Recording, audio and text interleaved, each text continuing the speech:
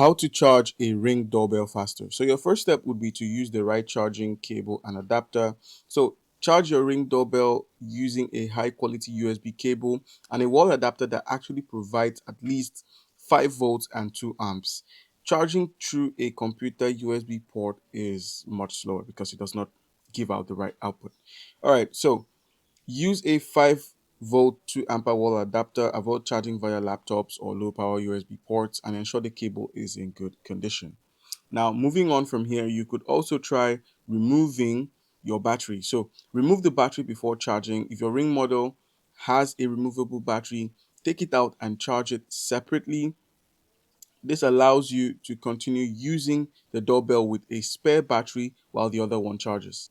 And now you could also, as another step, use a spare battery. So having a spare battery is one of the best ways to avoid downtime. Simply swap the batteries and charge the empty one at your convenience. That's just basically what you should do.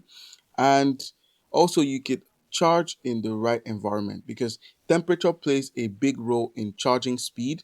So, charge your battery indoors at room temperature.